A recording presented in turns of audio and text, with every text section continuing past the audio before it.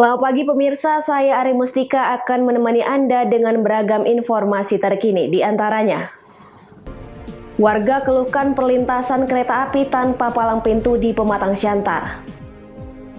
Bupati Batubara dan Badan Amil Zakat Nasional serahkan bantuan kepada pelajar dan lansia terdampak pandemi COVID-19. Batik ornamen nias produk warga binaan Lapas Gunung Sitoli. Selain cuplikan berita tadi, kami juga akan menghadirkan beragam informasi lainnya. Pemirsa, kita jelang sumut hari ini pagi selengkapnya.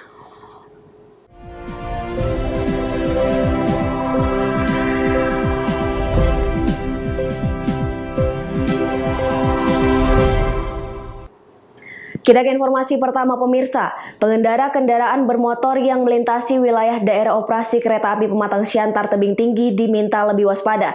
Pasalnya beberapa perlintasan kereta api tidak dilengkapi palang pintu dan tidak dijaga petugas. Warga yang melintasi jalur perlintasan kereta api Pematang Siantar menuju Tebing Tinggi diminta ekstra hati-hati. Pasalnya banyak jalan lintas umum yang tidak dilengkapi palang pintu kereta api. Tidak hanya itu, akibat keterbatasan personel perlintasan jalan ini tidak dijaga petugas. Berdasarkan observasi, di sejumlah lokasi jalur kereta api terdapat 5 akses jalan umum yang tidak memiliki palang pintu perlintasan. Salah satu paling rawan kecelakaan terletak di Kelurahan Tambuna Bolon, Kota Pematang Siantar, Sumatera Utara. Perlintasan kereta api tanpa palang pintu ini setiap harinya dilewati ratusan kendaraan seperti truk, mobil pribadi hingga sepeda motor. Tidak jauh dari kawasan tersebut juga terdapat perlintasan di kawasan padat penduduk yang juga tidak dilengkapi palang pintu kereta api dan tidak dijaga petugas. Kondisi ini terjadi sejak tahun 1984. Kepada warga sekitar, perusahaan jasa kereta api menjelaskan bahwa akses jalan tersebut merupakan akses liar, sehingga PT Kereta Api tidak berkewenangan untuk memfasilitasi palang pintu perlintasan dan petugas jaga. Warga meminta pihak kereta api agar mengikuti indeks perkembangan kepadatan penduduk di Kota Pematang Siantar, sebab saat ini kawasan Kelurahan Tambuna Bolon yang sebelumnya areal pertanian kini sudah menjadi pemukiman padat penduduk dengan mobilisasi warga yang tinggi. Tidak hanya itu, kebijakan PT Kereta Api terkait pembangunan kereta api cepat tujuan Pematang Siantar Tebing Tinggi dikhawatirkan warga akan menimbulkan bahaya kecelakaan. Pasalnya upaya warga untuk menghindari kecepatan kereta api semakin kecil. Baik Pak, Ya, Pak gimana Pak saat ini kondisi tidak ada palang perlintasan ini? Seperti apa kondisinya Pak? Ya, kalau setelah ini tak mempunyai palang, sudah saya kurang lebih dari tahun 84 di wilayah ini. Jadi dari dulu memang tidak ada, ini tidak dikategorikan jalan yang mempunyai palang. Karena kalau kita tanya dari pihak BJKA, memang ini tidak termasuk wilayah yang mempunyai palang atau ini jalan liar. Nah, jadi saya berharap selaku Ketua RT di wilayah RT 001 ini kepada pihak yang berwenang supaya turut memperhatikan keselamatan warga, terutama di wilayah ini sudah mulai banyak perumahan-perumahan. Dengan kondisi saat ini, warga berharap akses jalan Tambuna Bolon supaya terdaftar dalam akses perlintasan legal, sehingga akses mobilisasi warga menjadi lebih aman dan terhindar dari bahaya kecelakaan. Billy Nasution melaporkan untuk Evarina TV. Informasi berikutnya pemirsa, pasangan suami istri terekam CCTV saat membuang diduga narkoba jenis sabu di sebuah toko di Jalan Yosudarso, Teluk Nibung, Kota Tanjung Balai. Pemilik toko mencurigai keduanya saat menemukan bungkusan sabu di tumpukan barang. Inilah detik-detik saat seorang wanita membuang bungkusan plastik diduga sabu di sebuah toko grosir di Jalan Yosudarso, Teluk Nibung, Kota Tanjung Balai. Sebelumnya dicurigai pasangan suami istri masuk ke dalam toko dengan berpura-pura belanja. Pelaku terlihat membuang bungkusan plastik. Kecurigaan pemilik toko bertambah saat terduga pelaku bersalaman dengan suaminya. Barang bukti sabu ini terbongkar setelah pemilik toko menemukan benda plastik berisi butiran kristal, diduga sabu di tumpukan barang. Barang tersebut sempat ia sita sebelum diserahkan kepada polisi. Dia datang niatnya untuk belanja, beli bahan ini. Mungkin udah ada janji transaksi atau apa, saya pun kurang tahu ya. Mereka sengaja lengah-lengah kan, saya ambil sini, begitu balik badan dia lemparkan barangnya langsung gitu. Kok tahu ini sabu-sabu, Kak? Tahu, saya curiga. Memang saya suaminya, saya tahu dia bandar suaminya. Tahu Kak itu sabu-sabu atau gimana? Tahu.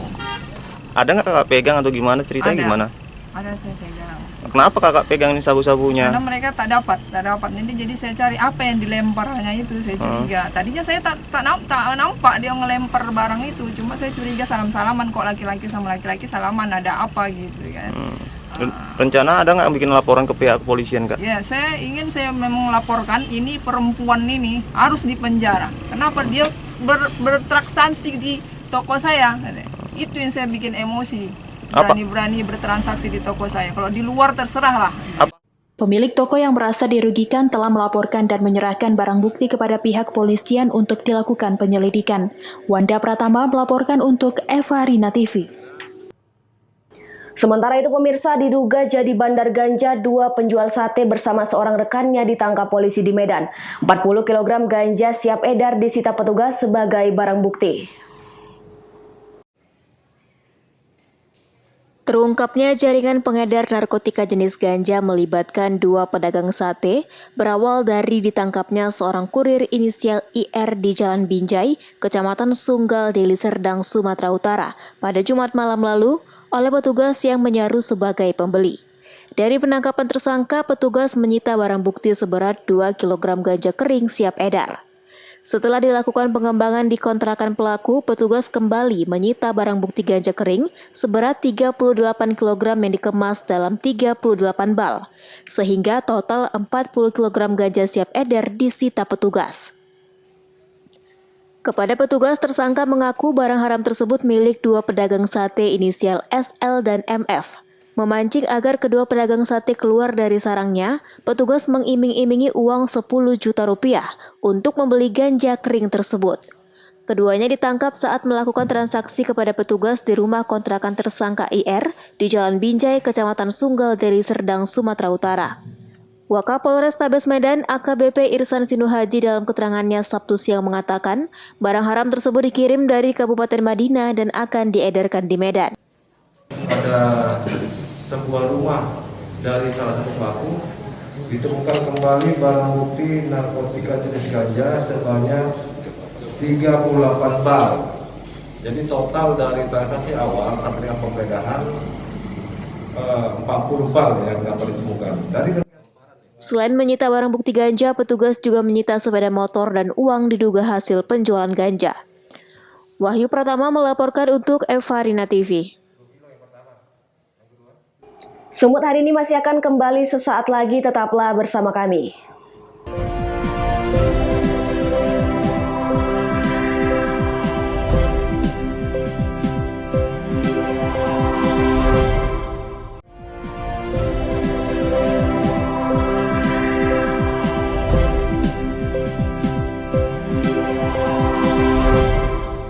Terima kasih Anda masih bersama kami. Pemirsa, meringankan beban masyarakat terdampak pandemi COVID-19, Bupati Batubara bersama Badan Amil Zakat Nasional serahkan bantuan kepada siswa-siswi sekolah dan lansia yang kurang mampu. Bantuan berupa alat perlengkapan sekolah beserta uang tunai dan sembako diberikan secara simbolis oleh Bupati Batubara Zahir di Aula Madrasah Sanawiyah Negeri Kabupaten Batubara. Dalam penyerahan bantuan ini juga turut dihadiri Ketua Basnas Provinsi Sumatera Utara, Aman Syah Nasution, dan Ketua Basnas Batubara Abdul Muin. Total bantuan disalurkan sebesar Rp103.500.000. Nantinya bantuan tersebut akan diberikan kepada 581 penerima, terdiri dari siswa-siswi sekolah tingkat dasar, sekolah menengah pertama, sekolah menengah atas, dan lansia. Ya, kita kedatangan tamu dari Basnas Provinsi, Ketua Basnas Provinsi, Pak Nasution datang memberikan bantuan melalui anggaran Basnas kepada masyarakat yang kurang mampu, kemudian kepada beasiswa kepada anak SD, SMP, Aliyah, Sanawiyah di masyarakat Kabupaten Batubara. Jadi hari ini kegiatan pemberian itu, alhamdulillah ini wajib kita syukuri perhatian dari Basnas Provinsi kepada masyarakat Kabupaten Batubara. Ini termasuk untuk menangani COVID-19 ini Pak, bantuannya Pak? Iya, termasuk dia menanggulangan masalah dampak COVID-19 di Batubara. Ini perhatian dari Basnas Sumut yang selalu, bukan ini saja, sebelum-sebelumnya sudah banyak. Taufik melaporkan untuk Evarina TV. Pemirsa, seorang pelajar berinisial BS asal Deli Serdang yang hanyut di Sungai Ular, Kabupaten Serdang, Bedagai, Sumatera Utara pada Jumat 16 April kemarin akhirnya ditemukan dalam kondisi tidak bernyawa oleh tim SAR gabungan pada Minggu 18 April berjarak 1,8 km dari lokasi korban tenggelam. Dengan menggunakan 5 unit perahu LCR dan perahu rafting, tim SAR gabungan akhirnya menemukan jasad korban warga asal Kabupaten Deli Serdang, Sumatera Utara yang hanyut di Sungai Ular, Kabupaten Serdang, Bedagai pada Jumat lalu.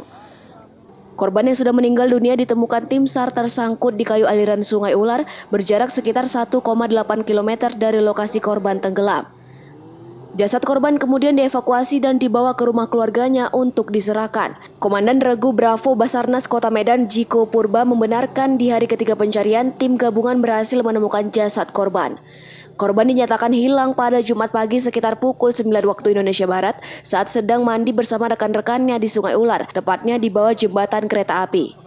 Korban yang belum mahir berenang tiba-tiba hilang terbawa arus sungai. Rekan-rekan korban sempat berusaha mencari korban, namun korban tidak ditemukan hingga akhirnya tim SAR gabungan berhasil menemukan jasad korban. Untuk hari ini tim SAR gabungan berhasil menemukan korban atas nama Bagas Effendi Sejabat, 16 tahun, laki-laki. Korban setelah ditemukan itu berjarak lebih kurang 1,8 kilo dari titik dia terjatuh. Kita ada 5 tim dari Basarnas Medan, dari PMI Deli Serdang, Paji Deli Serdang, BPD Deli Serdang juga, dan Damkar, Pramuka Peduli, dan Orari, dan BKMI. Berapa lama proses pencarian, Bang? Ini hari ketiga, temunya hari ketiga. Jasad korban kemudian dibawa ke rumah duka dan diserahkan ke pihak keluarga untuk dimakamkan. Abdul Malik melaporkan untuk Evarina TV. Informasi berikutnya, pemirsa, dalam upaya mencegah penyebaran COVID-19 dan meningkatkan imunitas kekebalan tubuh, sejumlah jurnalis yang bertugas di wilayah kota Gunung Sitoli, Sumatera Utara ikut serta untuk divaksin. Selain para pejabat publik dan tokoh agama yang telah mengikuti vaksinasi, sejumlah jurnalis di kota Gunung Sitoli, Sumatera Utara juga ikut serta dalam upaya mencegah dan memutus mata rantai penyebaran COVID-19 di Kepulauan Nias. Jurnalis dalam melakukan tugas peliputannya di lapangan rentan bertemu dan berhadapan dengan semua orang yang mungkin tidak dikenalnya, sehingga dipandang perlu berperan penting dalam upaya meningkatkan imunitas dan kekebalan tubuh. Vaksin yang diterima oleh sejumlah para jurnalis tersebut merupakan vaksin tahap kedua setelah menjalani vaksin tahap pertama pada pekan sebelumnya. Dengan melibatkan diri sebagai peserta vaksin, para jurnalis meyakini dan semakin percaya diri dalam melakukan tugas peliputan sehari-hari, juga di saat bersama keluarga dan di lingkungan di mana tempat yang dikunjunginya. Keterlibatan para jurnalis ini merupakan wujud dalam mendukung program pemerintah pusat dan daerah. Meski telah ikut dalam program vaksinasi, para jurnalis tetap mematuhi protokol kesehatan dalam menjalankan aktivitasnya. Usai mendapatkan vaksin, sejumlah jurnalis mengajak masyarakat untuk bersama-sama perangi pandemi COVID-19, utamanya di Kepulauan Nias, sehingga perekonomian masyarakat dapat bangkit kembali. Saat ini kita sudah mengikuti vaksinasi yang tahap kedua dan sedang mengikuti observasi. Sampai saat ini saya pribadi maupun rekan-rekan yang lain masih belum mengalami atau sesuatu yang diragukan sampai saat ini. Ya, sebetulnya ini kan program nasional, jadi kita harus tetap mengikuti atau mendukung kegiatan yang sudah dilakukan oleh pemerintah untuk sebetulnya ini mengurangi penyebaran dan pencegahan coronavirus. Ya, sebetulnya sih terkait keyakinan itu sih kembali ke kita masing-masing ya, untuk bisa melakukan peliputan di beberapa tempat. Dan tapi dengan sudah ada tambahan vaksinasi, ini merupakan sebuah imun yang memang kita butuhkan saat ini. Augo Manozeka melaporkan untuk Evarina TV. Semut hari ini masih akan kembali sesaat lagi, tetaplah bersama kami.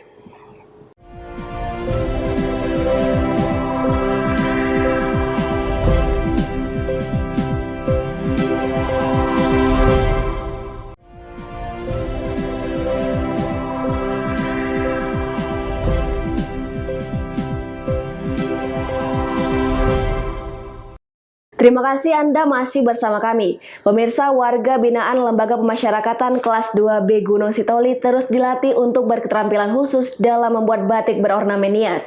Hal ini dilakukan agar warga binaan kelak menjadi manusia yang mandiri dan memiliki kemampuan setelah keluar dari lapas.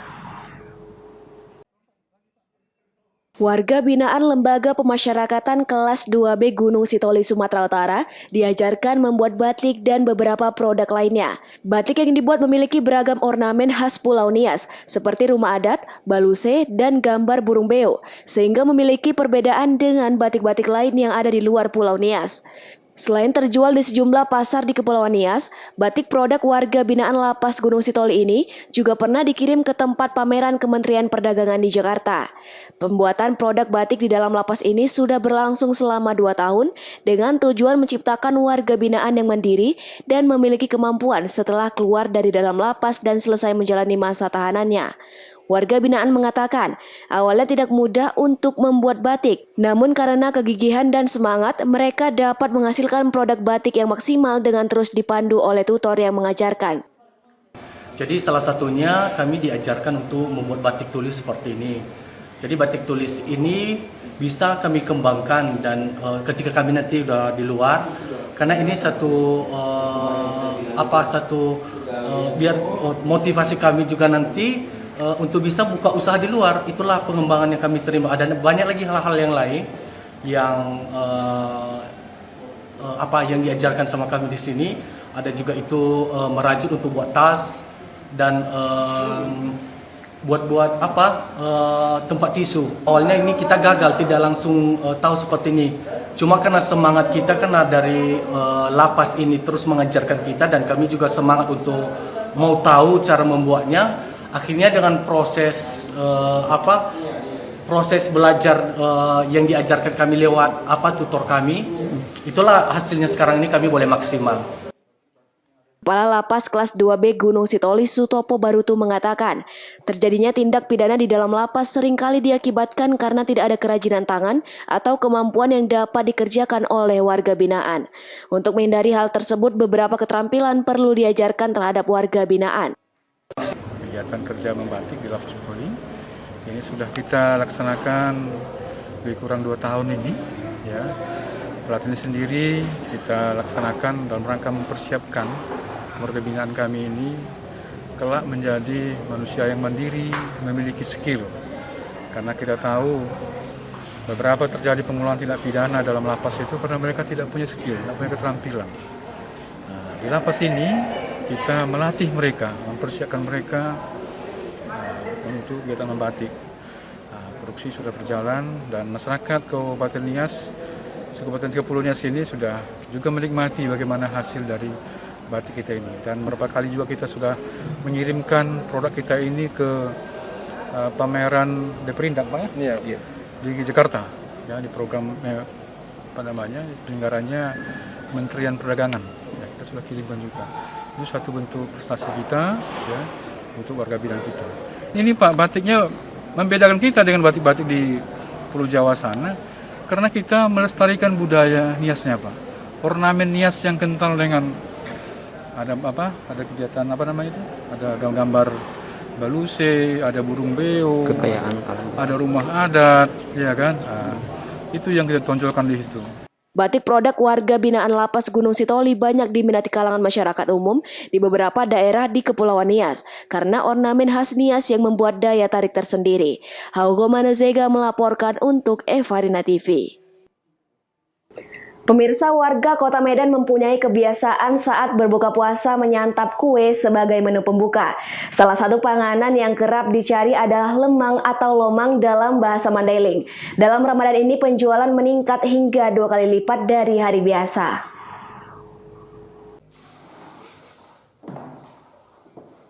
Salah satu tempat penjualan lemang yang banyak dicari adalah Lemang Panas Jaya yang berada di Jalan Flamboyan Raya Medan, Sumatera Utara. Lemang khas Mandailing yang diberi selai ini kerap menjadi buruan warga Kota Medan saat bulan Ramadan. Memang tidak ada yang berbeda dengan lomang lainnya. Lomang ini juga terbuat dari beras ketan, lalu dicampur dengan santan kelapa, digulung daun pisang, kemudian dimasukkan ke dalam seruas bambu lalu dibakar sampai matang. Lemang akan lebih nikmat jika disantap dalam keadaan hangat.